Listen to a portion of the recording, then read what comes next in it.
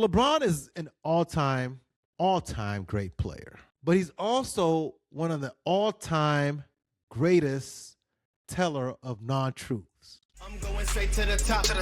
Just put the stack on the clock. I am Ray Allen's a shot. I'm going straight to the top.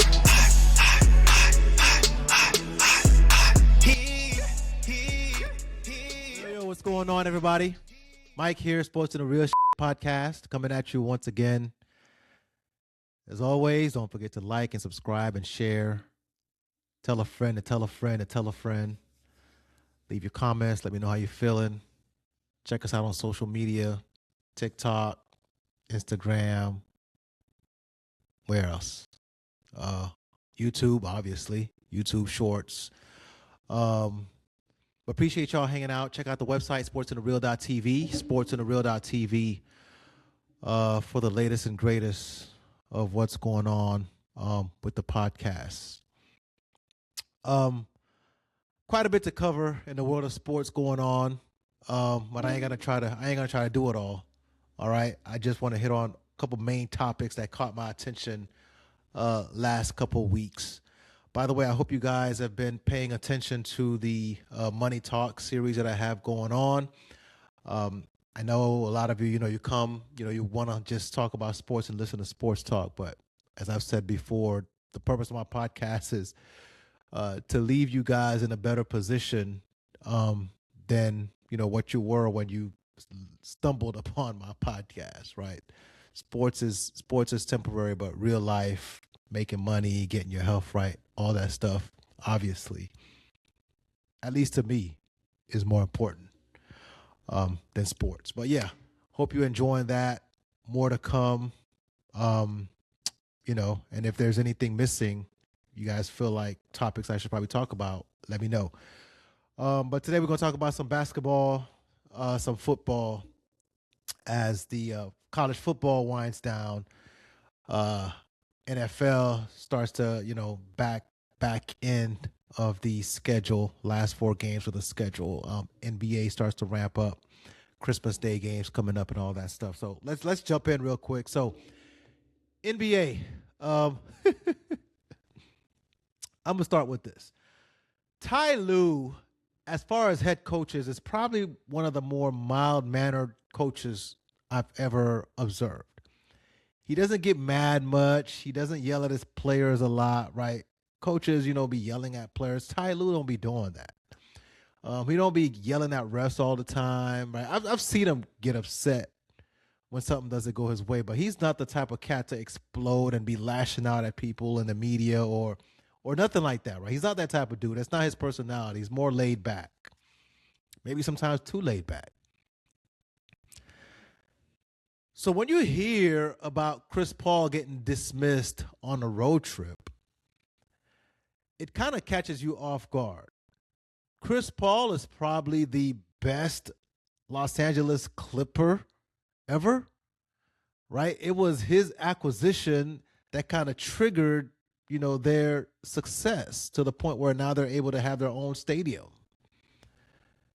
It was Chris Paul along with Blake Griffin and, those teams, Jamal Crawford, DeAndre Jordan, like those guys kind of put Clipperland on the map to kind of separate them from what is really a Lakers town. So when you hear Chris Paul is getting sent home in the middle of a road trip, like NBA players usually don't get sent home in the middle of a road trip like that. That's kind of disrespectful. But something's up when that happens. So when you combine Chris Paul being, Mr. Clipper and Tye Lue not being the kind of cat to be getting upset all the time and causing a ruckus and, not being easy to get along with, being a difficult character, you're like, something's up. So as I listened to this situation more after it came out, that Chris Paul was being sent home and different people talking, you're like, we've always known that Chris Paul was a tough teammate. Blake Griffin had issues with him, like other teammates have had issues with Chris Paul. He's a little bit too direct, maybe, I don't know. But whatever it is, we've heard about Chris Paul's history as a teammate. So when you're brought back to the Clippers essentially as a veteran, like Kevin Love is in Utah now, you don't hear nothing about Kevin Love. Udonis Haslem played the role with the Heat. You heard about Udonis Haslem, right? You knew he was there, but you didn't hear him beefing with players and beefing with coaches. So as it turns out, Chris Paul, who was brought into the Clippers, essentially, I don't know if the intention originally was for him to ride the bench and be that veteran voice. Was he expected to get playing time? But whatever it is now, it's not working out to the point where, or it wasn't working out, to the point where they had to let him go mid-road trip. And it comes out that he's been beefing, with everybody in the organization pretty much. And he was beefing with Tye Lue, of all people. And Kendrick Perkins talked about how Tye Lue calls a play, for one of the young players on defense, tells him his assignment, and Chris Paul tells him to do something different, and the kid ends up getting cooked, and that's that, right? So it sounds like Chris Paul had his own agenda instead of being, this nice veteran addition, veteran voice, helping out, maybe, preparing for his second career in coaching. It turns out Chris Paul had his own agenda. So it's not just that you're difficult to deal with as a teammate, but now you're doing your own thing to where you're compromising the team. And people were blaming Lawrence Frank. I didn't know Lawrence Frank had that kind of reputation in the league. But if you hear different people, different ex-players talk about Lawrence Frank, they're like, yeah, Lawrence Frank probably shouldn't have the job that he has. And he doesn't do it well. He's tough to get along with, like so on and so forth, right? Lemon Pepper Lou talks about that, Lou Williams.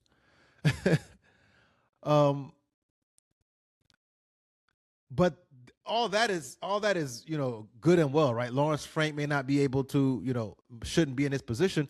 But as a player, as a vet, what is Chris Paul thinking?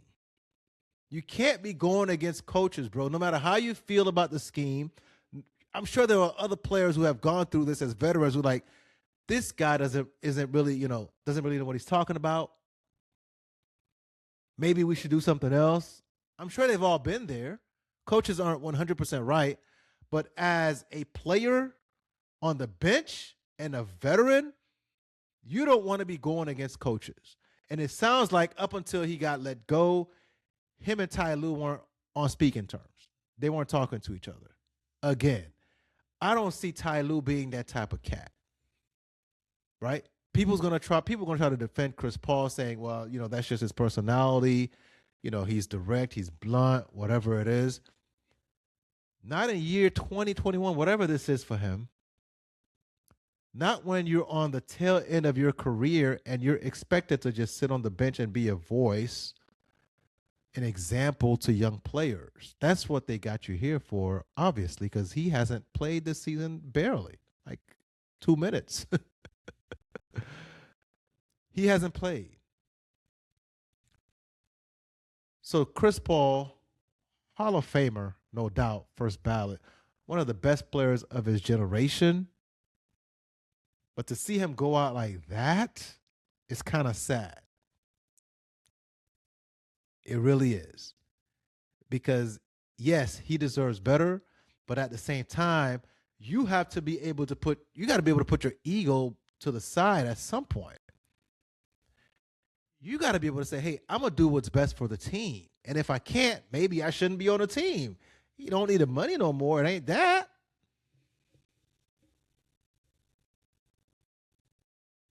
So if you're not going to be able to sit there and do what's best for the team and be the veteran voice that they need you to coach up these young players in support of Tye Lue and the other coaches, not putting your own, game plan together and getting the guy cooked, then if you can't do that, then, you might as well go home. So it sounds like the Clippers had enough. Chris was causing too much trouble. Unfortunately for him, they let him go in the middle of a road trip. He comes out saying that's disrespectful. He didn't know about it. He wasn't expecting it. Listen, man, if you and a coach aren't on speaking terms for several days, and you're supposed to be one of the veterans, then you should know something's up. Unfortunately for Chris Paul, he had to be let go, and it was like it felt disrespectful, but they had to do what they had to do. Unfortunately. First ballot, though, give him that. That's a sad way to go out, Chris Paul. That really is. Like, I thought at the beginning of the year when Russell Westbrook wasn't on the team, wasn't on the roster, I was like, Russ, man, great career, kind of sad that they went out like that, didn't really get like the retirement tour, but he's with the Kings now. But Chris Paul, that's a sad way to go out, man. Damn. Let go in the middle of a road trip? Whew. Terrible. Terrible. All right, let's keep talking to NBA.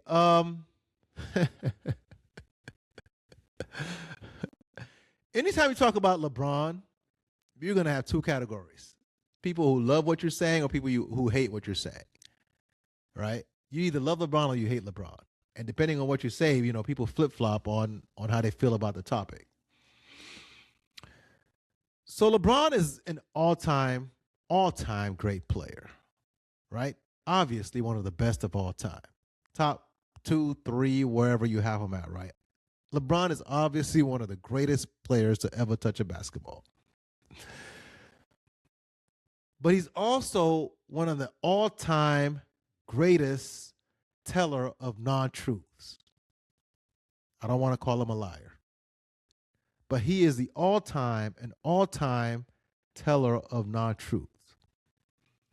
So if you ain't been keeping up, LeBron's streak of 10 games scoring 10 plus points, like over 1,200 games or something like that, of scoring 10 plus points is over. And it ended against Toronto. And after the game, they asked him, man, was it disappointing or whatever that his streak came to an end like that? How do you feel about it? And he was like, well, we won. That's the goal, right? Is to win. Nice soundbite. But we know that's not true, Bron. That's not your true feelings. We know it's not. Because a couple nights prior to that, you stayed in a blowout game just so you can get your 10th point. And the only reason you didn't get 10 points against Toronto is not because you weren't trying, it's because you were off that night. 4 for 17. And he ended up passing the last shot to Rui, who makes the shot. But we've seen LeBron pass up shots before, so that's nothing. Right? He passes up last-second shots all the time in those situations.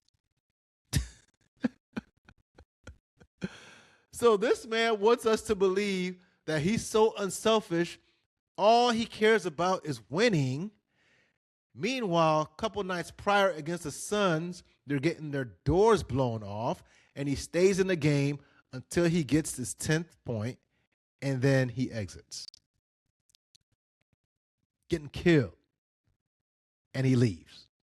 And you want me to believe that, yeah, you don't care about the street. See, the problem is with Bron and these players is like they act like nobody has access to the internet. We don't have access to video.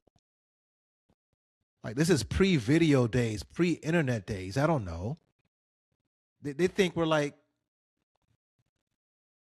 I don't know, the Wilt Chamberlain days when he put up 100 points and there was nobody around, so he's holding up a piece of paper with 100 on it, so we don't know if he scored 100 or not. We really don't know if Wilt scored 100 or not, right? LeBron must think we're still living in those days. Nah, bro. We got the archives. We got the video proof that you stayed in a blowout, scored your 10th point, and then exited. So you can't turn around a couple of days later against the Raptors and say you didn't care about scoring 10 points. All you care about is winning. No, you were just off that night. And you probably didn't want the pressure of taking that last-second shot because you could have if you wanted to. You could have took that shot. It's not like somebody was all over him. Like, he could have stepped into a three if you look at it. All fine and good. He makes a great pass right to Rui, who knocks down the shot. That's all fine and good. I'm not going to debate that. But don't act like the 10-point thing didn't matter, man. And it should. Ain't nothing wrong with it. That's the thing. I would prefer for Bron to just be honest, man. Be honest and say, hey, man, I wanted to keep my streak going. But you know what? I was off tonight, made a pass to Rui. He knocked down the game-winning shot. That's all you got to say, bro. There is nothing wrong with admitting, yeah, I cared about the streak. I cared about it. I was off tonight, and it made more sense to pass to Rui. We won the game. To act like the streak doesn't matter or didn't matter, come on, man. We're not stupid. This is not prehistoric, pre-writing days where there was nothing written. There was no history of nothing, no artifacts of things happening. All right? They tell you somebody scored 100 points, you got to believe it. There's no video footage, you got to believe it. All right? They tell you this and that happened back in the day, you got to believe it. All right? Whoever's telling you the story, you have to believe what they say because you can't prove them otherwise. They tell you somebody walked on water, you got to believe it.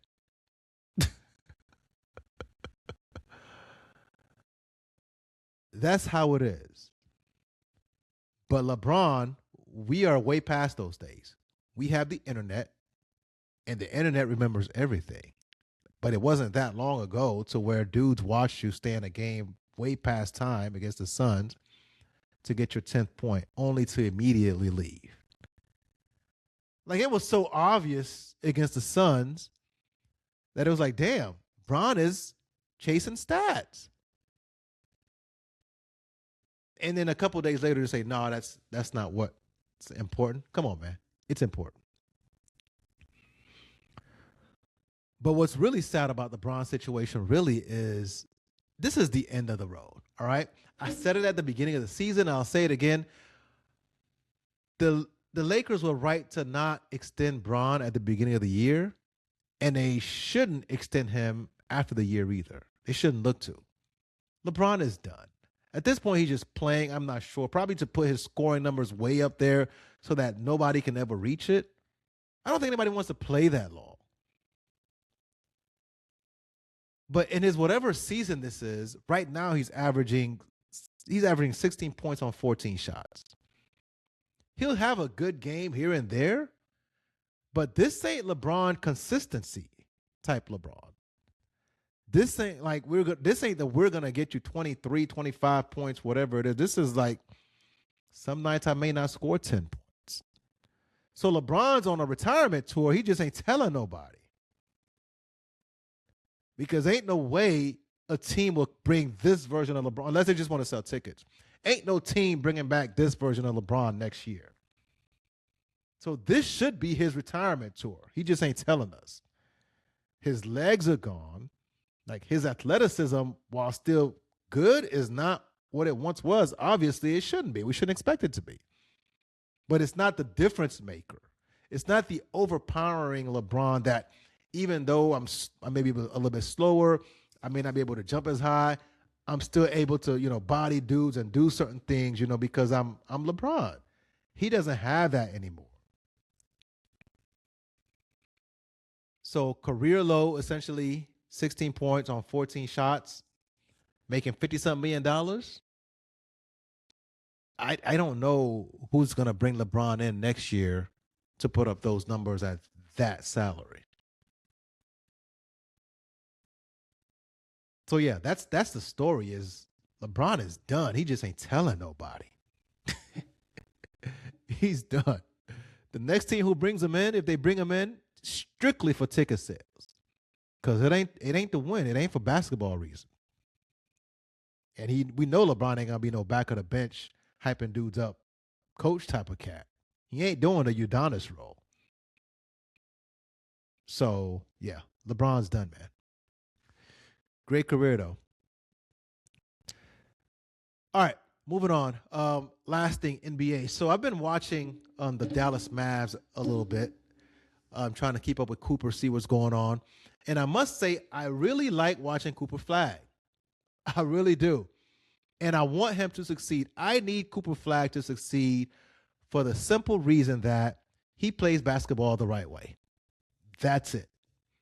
I need him to be like a consistent all-star, like all-pro, whatever it is, all NBA team. I need him to be that just because of the way he plays. He plays basketball how basketball should be played. For the last several years, there is a generation of dudes who are like the best players on their team who feel like they have to do everything. They have to dribble the air out the ball. They have to be the PG. They have to, either score or get the assist. They have to do it all. As a result, they end up holding onto the ball for 20 seconds, and nobody else on the team has any kind of rhythm. And I feel like it all started with Bron, to be honest with you, trying to play this point forward role. But James Harden, it was terrible at it. Like, these guys, and they put up great numbers. These guys put up great numbers. Their stats look amazing. But as a teammate, you got to hate playing with James Harden. I'm going to be real with you. Yeah, you may catch a couple lobs here and there, but you can't find any consistency playing with James Harden. If you're a teammate playing with Bron, unless you're just a spot-up shooter, Kyle Korver type, Ray Allen type, that's why not everyone can mesh with Bron. Like, you gotta be ready for him to dominate the ball. If you're playing with Luka, you gotta be ready for him to dominate the ball, even though he gets triple doubles and assist numbers. Like, he dominates the ball. And if you're a guy who needs the ball to get your rhythm too, you probably struggle playing with Luka, and you probably struggle playing with Bron, and you're gonna struggle playing with James Harden. And then the list goes on and on. Some of these modern guys who it's hard playing with them because they feel like they have to have the ball all the time. So they're dribbling the ball 20 seconds, and then if they can't get their shot off, if they can't get their step back, then they're passing it. Occasionally, they'll come downhill and throw a lob. But it's hard playing with these guys because you don't get a rhythm. They dominate the ball. Cooper Flagg ain't like that. And I love watching it. Like, next to like somebody like the Joker, right, who actually looks to set you up, the next best person to play alongside with and to watch is the guy who doesn't dominate the ball. Cooper Flagg gets the ball, he does his thing, gets a shot off, makes his move. If he can't, he gets off the ball. That is basketball, bro. That is basketball. That's how basketball is supposed to be played. You get the ball, you make the move. If you can't get your shot off, you can't do nothing with it, you get off the ball, you pass it, and you cut, you keep it moving. But if you watch the NBA and it's trickled down to AAU, like these young kids playing now, like somebody dominates the ball and they determine what happens every time. They're the point guard, they're the shooting guard, they're everything. Yeah, it looks good for the stats. I just don't know how well it works for winning. And you can point to somebody like SGA. I don't know if SGA is, as much as SGA, plays like one-on-one basketball, he gets his buckets. SGA actually moves the ball. And OKC plays a style of basketball that moves the ball. So you don't have somebody just ISOing and crossing over through the leg, back through the leg, hezzy. Like, you ain't got that with Oklahoma City. The best teams are the ones who share the ball. The best players, at least the ones that people enjoy playing with, at least to me, are the ones who move the ball. They catch it, head fake, dribble, do their thing. If they can't, they pass it. They're not out here, oh, let me reset. You play with dudes like that at LA Fitness. Oh, let me reset. Nah, man, get off the ball. Let somebody else touch it. Kevin Durant is like that. Kevin Durant was get the ball. Kevin Durant was like autopilot with his moves. You ain't going to find Kevin Durant dribbling too many times. Catch the ball, head fake, put it down, two dribble, pull up, cash. That's basketball. You don't need to hold the ball for 15, 20 seconds trying to get your move off. If you do, you're not efficient and you're a bad teammate. So I love watching Cooper. he's coming up in the rookie of the year ladder. My guy VJ Edgecombe, who I thought was going to be rookie of the year, has kind of slid back a little bit. But Cooper's on the come up. Now he's averaging 17 points, 16 boards. They moved him away from PG. They actually have a really good point guard now, Ryan Nembhard. Really, really good PG. Yeah, I don't know what took. If Jason Kidd saw this in practice, I don't know what took him so long to put him in the games. But they stopped with this Cooper Flag trying to play PG joint. Not everybody who can handle a little bit is a point guard. I've said it before, I'll say it again. Not everybody who can dribble a little bit is a point guard. And that wasn't Cooper's role. He's a finisher, man. So he's great at slashing, great at cutting, get the ball, do his thing, fundamental game. I mean, the kid is nice. I really like watching him play. Now, I don't want to say anything about the Mavericks. I don't want to get my hopes up because you always have to say, well, if they don't get hurt, if they can stay healthy. So I'm not gonna go down that road because they've already proven that they can. But they got a nice squad, and I just like watching Cooper Flag play. I just want to say that. Really, really good dude. Plays defense, plays hella defense, hustles. He just plays basketball the right way. And I hope he succeeds. Like, I hope he's a long time, 20, 25 point scorer, all NBA. Like, to show these young kids, man, like we need to retrain a generation of American hoopers. We really do. Show these young kids, you ain't got to dribble the air out of the ball, man. You can get yours off with 3 dribbles. You really can. Bring that back. Bring that back. Bring back 3 dribbles. You got to shoot in 3 dribbles. Because nowadays, these kids is dribbling way too much. My goodness. So I think Cooper can be a role model on how to actually play basketball. All right. Let's do some college real quick. So college football playoffs. Before we get to college football playoffs, I want to say one thing. So I be going in sometimes on, the transfer portal about how, the downsides of the transfer portal, how, kids nowadays just want to get the money. They don't care. There's no loyalty and, all that stuff. Right? They just want to get paid. There's no loyalty to the school. There's no bond, right? As a Florida State alum and fan, there is no connection to these players anymore. Most of them, because they're transfers. Right? Tommy Castellanos was beaten up in Florida State last year before, and then he comes to Florida State, and the connection just ain't there. I'm just old school like that, all right? I miss the days of cats coming in as freshmen and staying, 3-4 years.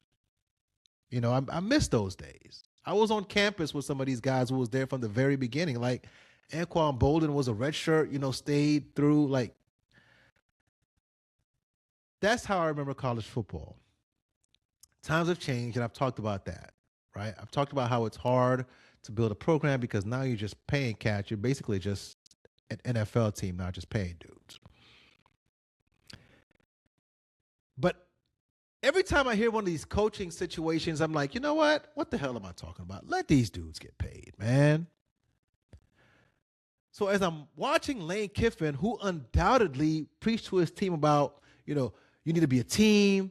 We're all in this together. I'm sure, in the locker room, we're all in this together, fight through tough times, this and that.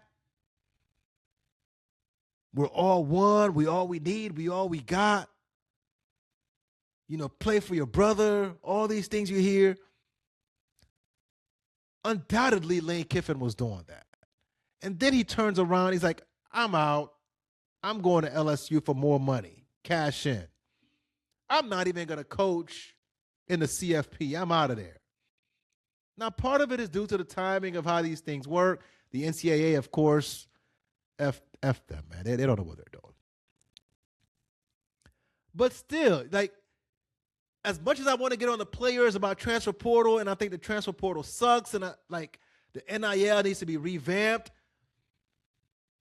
as much as these things bother me, I'm old school like that. I can't say much when somebody like Lane Kiffin turns around and takes his money and goes home.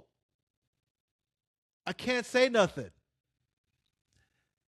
And actually, I have to now applaud the players for getting their money and doing what they do. Because there was a time when somebody like Lane Kiffin would get his money, go home, and the players would literally sit there like they can't transfer, they can't do nothing. They're stuck. So the coaches always had the advantage. They could do whatever they want, and the players were stuck. Yeah, I got recruited to Ole Miss because of Lane Kiffin, and I'm stuck. I can't go nowhere when Lane Kiffin leaves. That's how it used to be. So every time I want to get on the players and the transfer portal for being garbage and the NIL for not working out the way it should, like it can be structured much better, I ain't got nothing to say, man.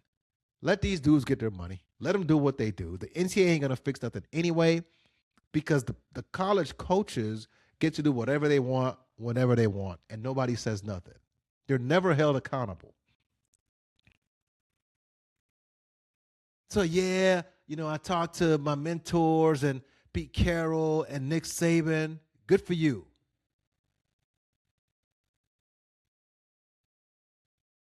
Just say, hey, man, I wanted to take my $13 million, $91 million over 7 years, $13 million a year. That sounded appealing. I'm out. He's not going to coach the CFP. Supposedly now some of his assistants are going back to Ole Miss to coach the CFP. Just a weird situation, man. So I'm not gonna get on the players no more, man. Take all your money, transfer 100 times. No loyalty, man.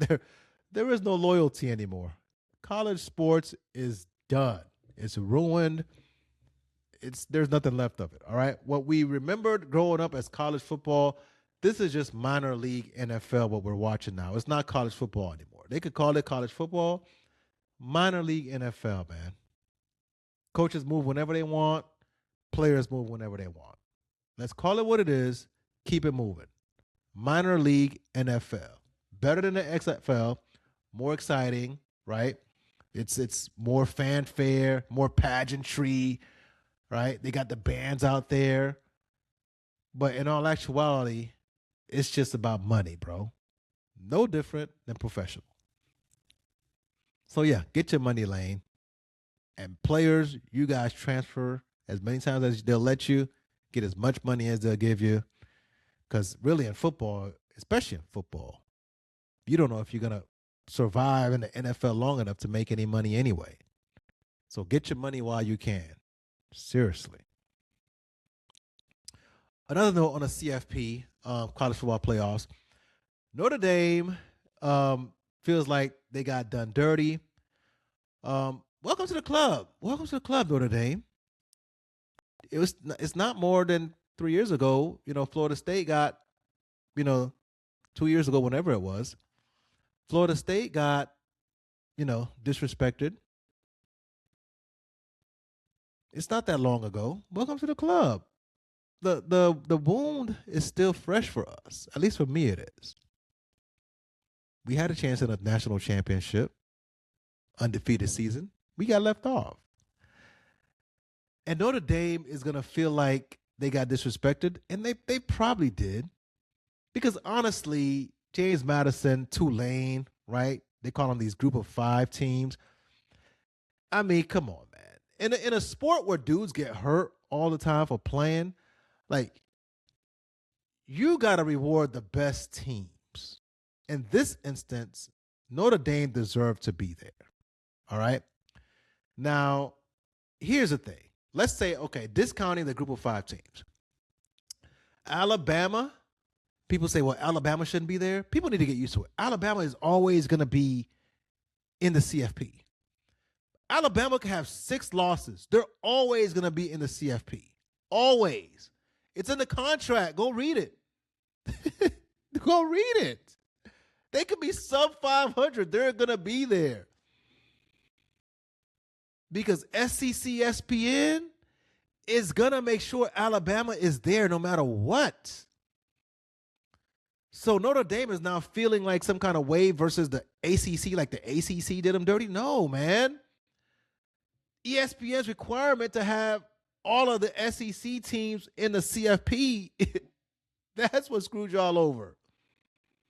Yeah, Alabama had impressive wins. They beat Georgia earlier in the year. And they beat Ole Miss. Like, they have these great wins. But you know what? They have some L's. They lost to Florida State, who turned out to be a bad team. Lost to Oklahoma late. Lost to UGA in the conference championship game. Like, they have some tough L's in recent weeks. And you can't tell me Alabama, as the weeks went on, they had some great wins early on, but as the season towards the end of the year, they didn't look good. They didn't. So as Notre Dame is rising up, Alabama scooting back, to me, I don't know. That's your beef right there, Notre Dame, not the ACC. The ACC, of course, was going to push for UM to get in, and UM beat you guys head-to-head, even though it was first game of the year. So Notre Dame's real beef has to be with Alabama and ESPN, always feeling like Alabama has to be there, no matter what. That's your true beef. Tell ESPN to get out of that contract with Alabama to have them in the playoffs every year. 3 losses. Yeah, well, you don't want to punish a team for playing in a conference championship. Well, don't lose. Florida State got punished for losing their quarterback.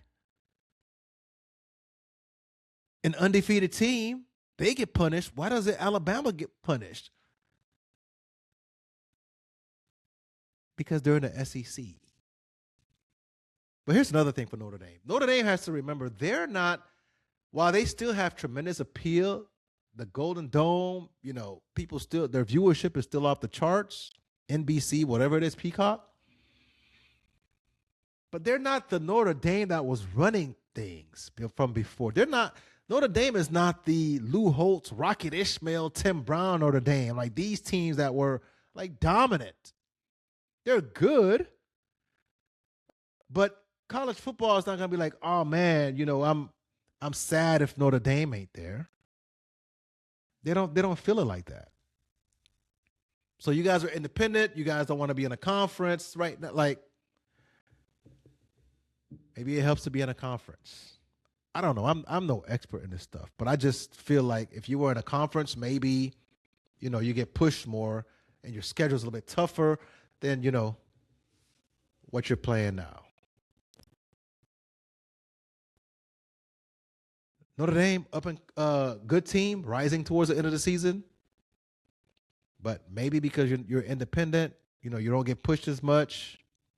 That's the thing is they're in the ACC for just about every other sport except for football. They just want to be independent in football.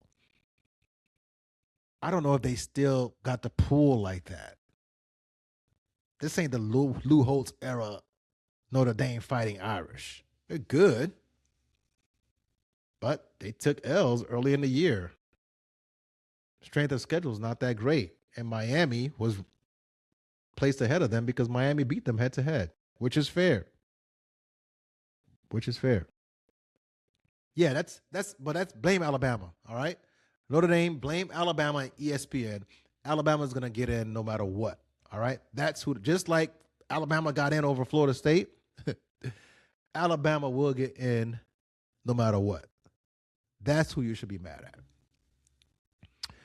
All right, that's CFP. CFP playoffs start December 19th and 20th. We'll be locked in for that. NFL, real quick. Kansas City is done. The Chiefs are done. And the question we have to ask ourselves now is this the end? Is this the end of the Chiefs as we know it? Or do they retool and come back after a couple of years like the Patriots did? But is the dynasty over for now? Or is this like the part 1 of the dynasty and then they retool and come back with part two of the dynasty? Because I don't know what it is with the Chiefs, but I thought they were going to be able to get things together and make a run. Not anymore. They are mathematically eliminated from winning the AFC West. That's done. And they're probably going to take another L with 4 games left, which means how do they make the playoffs? There's like 8 teams ahead of them.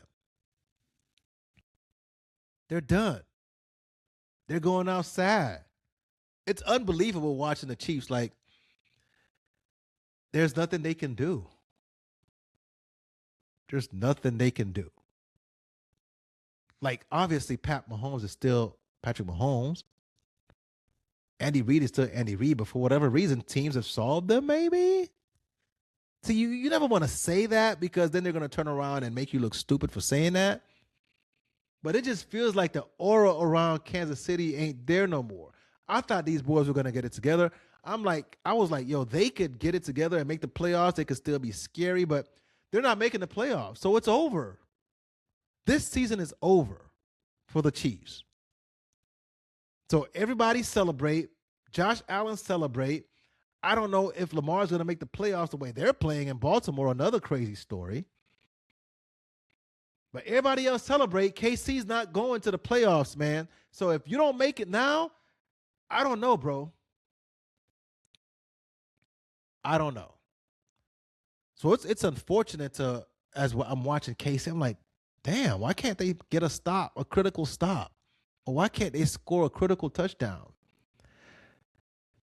Teams might have figured them out. Damn. That's a terrible way to go out. I was not expecting this. I was not expecting for Kansas City to look this bad. Denver Broncos, I guess, are legit now, even with the quarterback that I don't think is legit at all. I don't trust Bo Nix as far as I can throw him. But at 11-2, they keep winning, just like the Patriots keep winning, and they're on like a 10-game winning streak. They can't lose. That defense is legit. They find ways to win. So I guess Denver and the Patriots are top 2 seeds. They're going to be the top 2 seeds. The Colts are falling out. Daniel Jones get hurt. Unfortunately, he's gone for the season with an Achilles tear. The Colts are actually trying to get Phillip Rivers now because the backup Riley Leonard is hurt. They're trying to get Granddaddy Phillip Rivers. That's when you know things are bad, when you got to go to PR. They retired. Hasn't played since 2020? Come on, man. There's plenty of quarterbacks that's left the game since 2020 that could play right now. Yeah, that's unfortunate for Daniel Jones. The Colts season is over, man. Good run, good try, but that's the nature of the NFL, dude. It's who survives. The NFL is who can survive. That's part of the brutality of the sport. Part of what I don't like about the sport is it's not necessarily who's the best, it's who survives without injuries. Non-contact injuries, the way he went down, he knew it was over, man. The guy was putting his career back together, and to go out like that sucks. Yeah, the Colts are out. I think in that division, Jacksonville comes out now, even though Houston is looking legit with their defense. They're beating everybody with that defense. Last 4 weeks of the year is gonna be something to watch. It's gonna be something to watch. Some teams are gonna obviously side down, and other teams are gonna make a move. And I'm here for it. Yeah, it's unfortunate what happened to Daniel Jones, man. So yeah, KC's done. Denver's legit. The Chargers look good. Pittsburgh is meh. They're probably going to win the North, though. Yeah, and then the AFC East is going to be Buffalo and the Patriots. Or Patriots and Buffalo, 1-2. Yeah, I don't see how KC gets in. So KC's out of the playoffs, I think. They're definitely not winning the AFC West. And all other fan bases celebrate. All other QBs celebrate who are going to make the playoffs, because now is your chance. Hopefully, for you guys, you get to win. Because if you don't now and KC comes back, you missed your window. You missed your window, man. All right, y'all. I'm going to leave it here. Appreciate y'all hanging out for a few minutes. Let me know your thoughts. Don't forget to like and subscribe if you haven't yet. Hit up the website, sportsonthereal.tv. But I'm going to catch you guys next time. Mike, Sports on the Real. You guys have a good week. Peace. straight to the top. Just put the sec on the clock. I am Ray Allen's a shot. I'm going straight to the top.